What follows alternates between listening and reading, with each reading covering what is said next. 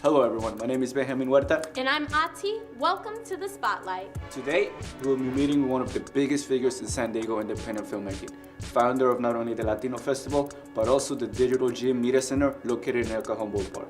We'll also be exploring one of the hottest films of 2016, nominated for 8 Academy Awards, including Best Picture, Barry Jenkins' Moonlight.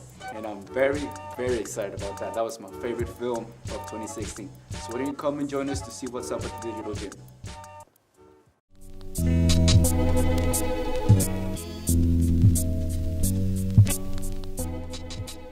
We are here at the Digital Gym off 30th and El Cajon Boulevard, and we're here to show you what it's all about. Let's take a closer look.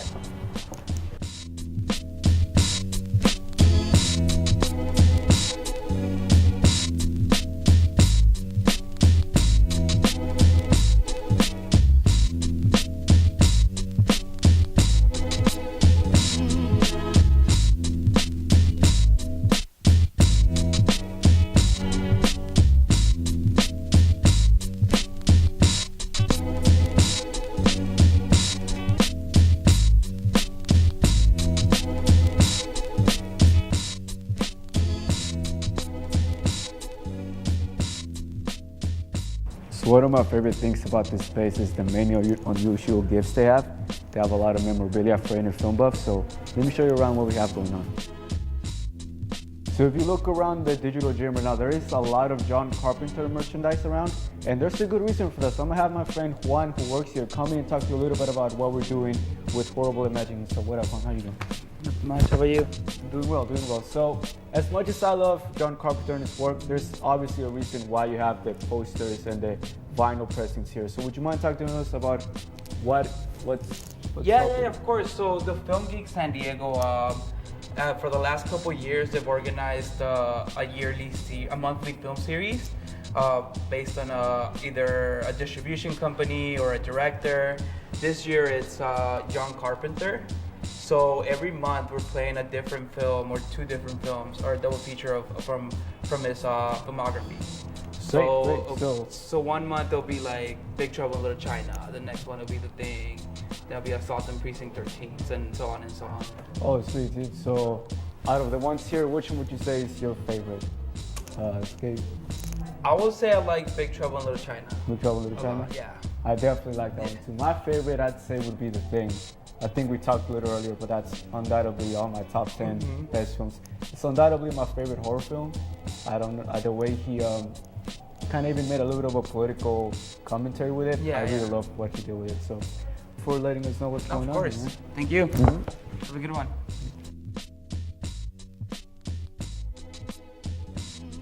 All right, guys, I hope you enjoyed your time with Ben exploring the first half of the Digital Gym. Now let's take a look at their educational side.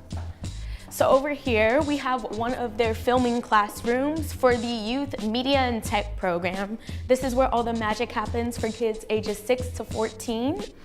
Over here, they're free to create any project that they choose, so anything from movies to music videos, that sort of thing. And then they head right across to one of the production classrooms, where they get the opportunity to work with a number of programs like GarageBand, Final Cut Pro, and iMovie.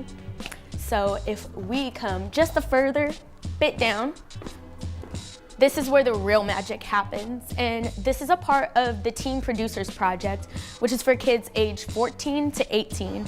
And this is where they get to really explore narrative as well as docu-style filming.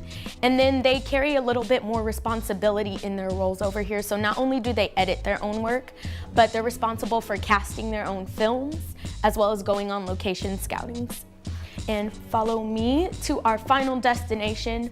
So over here is a little slice of heaven. So this is their art gallery where they feature local artists here in San Diego. And if you take a look around, I'm sure you'll notice some familiar things, such as the former posters from the years before for the San Diego Latino Film Festival, which is coming up soon.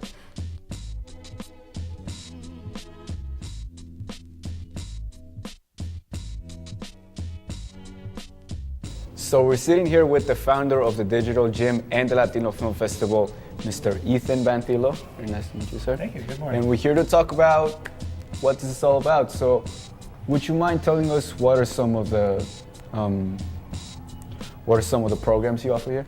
Yeah, definitely. We're a nonprofit organization. We've been around for 24 years.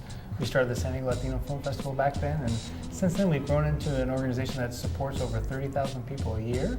The space that you're at today is called the Digital Gym. It's a community technology center and movie theater.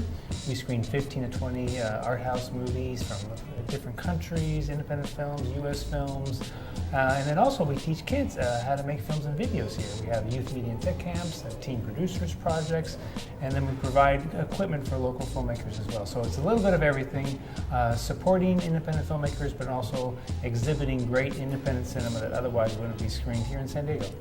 So with any vision, of course there comes a little bit of risk and things can kind of be touch and go or a little bit scary. So did you have any concerns when starting the Digital Gym and some of these nonprofit programs that you have today?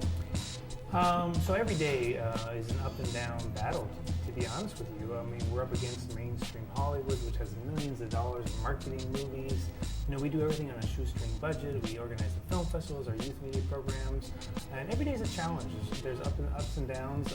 Every year it gets harder. It doesn't get easier. Some people think, oh, you've been around 24 years, it must get easier. No, it gets harder, because as soon as you start growing your organization and having a space like this, there's more costs involved and there's more staffing involved. But that said, you always have to maintain the big goal. You know, so if you keep the big goal, like if I say to myself, every year I'm going to have the Latino Film Festival, it doesn't matter how I get there. There's going to be ups and downs, but I'm going to get there. And so every March we're going to have a Latino Film Festival, then you do it. The same thing with our youth media program. So it's all about like commitment to the community, commitment to the students or to the filmmakers, and make sure that you're good to your word. You know, I'm going to do this program for kids. I'm going to show movies, and then it's going to happen. Again, it's going to be challenging, but you know, we just move forward and we continue to support independent filmmakers, continue to support people who want to tell their own stories, and we'll get there. And I think that's important for everyone to learn, especially those who want to become filmmakers as well, young filmmakers. It's just, you know, it's tough, it's a challenge, but look at your big goal and you'll get there. So where did that desire to help independent filmmaking come from? So 24 years ago when I started the San Diego Latino Film Festival, it was all about, you know, trying to show a more accurate and positive portrayal of the Latino community. We wanted to combat the negative stereotypes that were seen in mainstream media like Hollywood or even news. We wanted to show a more positive portrayal of Latinos in the community. And so that's why we started the Latino Film Festival. Then when we created the nonprofit organization and opened up the space here in the Digital Gym, it was really about all cultures and communities and showing the diversity that exists here in the San Diego area. So we work in City Heights, southeastern San Diego, Logan Heights, and it's all about giving people the tools and technologies that they need to tell their own stories.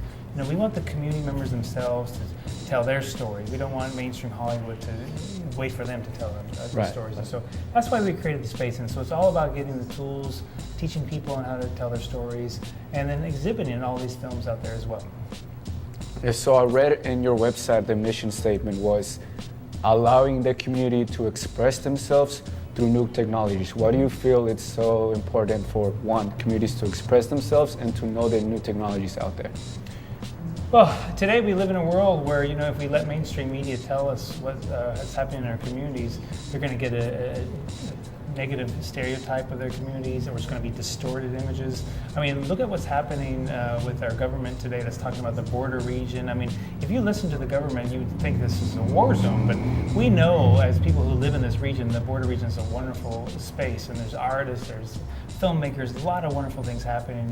And so we need to make sure that there's people in the community with the tools, that they have the cameras or the audio recorders or the new technologies, and then that they're telling their stories, and we're really showing a more accurate portrayal. Can't let other people tell the story for us. We need to tell the story. Yeah, I know. As someone that grew up in this community, because I grew up in 33rd Street and City Heights, and as someone who wants to make films eventually, I really do appreciate everything that you do for the community as well. So thank you very much for everything. Be sure to check out Digital Gym, located on El Cajon Boulevard. And to get plugged into their various programs, visit their website at digitaljim.org. Now we're heading back to EQ Studios to talk about Barry Jenkins' Academy Award nominated film, Moonlight.